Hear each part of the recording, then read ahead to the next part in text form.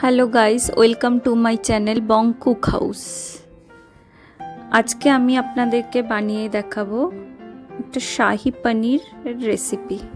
তার জন্য আমরা এখানে নিয়েছি 300 গ্রাম পরিমাণে পনিরটাকে আমি কিউব করে কেটে নিয়েছি। আর নিয়েছি এখানে কয়েকটা কিশমিশ, কয়েকটা কাজু বাদাম, 2 চামচ পরিমাণ পোস্ত, 1 চা চামচ পরিমাণ সাদা জিরে, গোটা গরম মশলা, ধনে, আদা, টমেটো, কাঁচা লঙ্কা। এবার আমরা কিউব করে রাখা পনিরটাতে দিয়ে দেব নুন মাখিয়ে আমরা পনিরটাকে ভেজে নেব। এই রান্নাতে হলুদ ইউজ করব না আমরা। এবার একটা কড়াই নিয়েছি। কড়াইটা গরম হয়েছে কিনা আমি একটু দেখে নিলাম। এই রান্নাটা আমরা করব সাদা তেলে। এবার আমি দিয়ে দিচ্ছি সাদা তেল পরিমাণ মতো। তেলটা গরম হয়ে এলে আমি পনিরগুলোকে ভেজে তুলে নেব। এখানে আমি একটা মিক্সিং জার নিয়ে নিচ্ছি। তাতে আমি দিয়ে দিচ্ছি এই মশলাগুলো।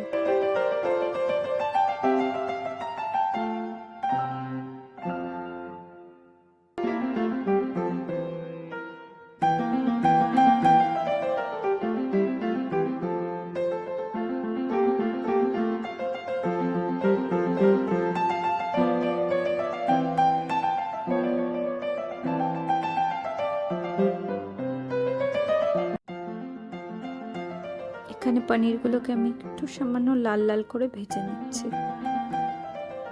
এপিট ওপিট করে সুন্দরভাবে পনিরগুলোকে ভেজে নিতে হবে। এবার আমরা পনিরটাকে তেল থেকে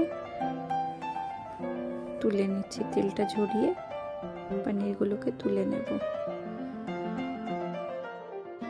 এবার আমরা কড়াইতে দিয়ে দেব সামান্য পরিমাণ মাখন।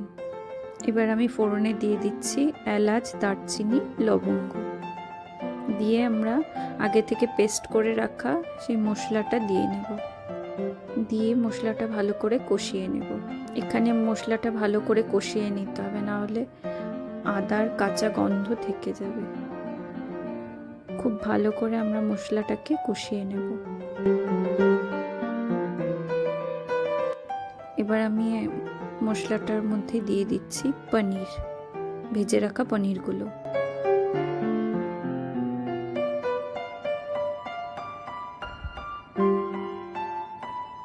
পনিরটা দিয়ে আমি একটু নেড়ে চেড়ে একটা ঢাকনা দিয়ে আমি গ্যাসের ফ্লেমটাকে লো করে রেখে দিচ্ছি কিছুক্ষণের জন্য। 5 মিনিট পর আমি এসে দিয়ে দিচ্ছি সামান্য পরিমাণ মিষ্টি দিয়েও আবার ঢাকনাটা দিয়ে আমি খানিকক্ষণের জন্য রেখে দেব।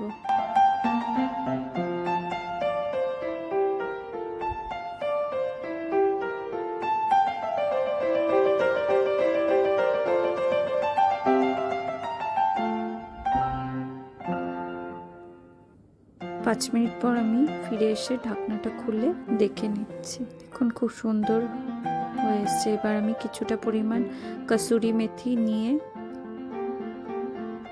সেটাকে আমি ভালো করে 2 হাত দিয়ে ক্রাশ করে দিয়ে দিচ্ছি।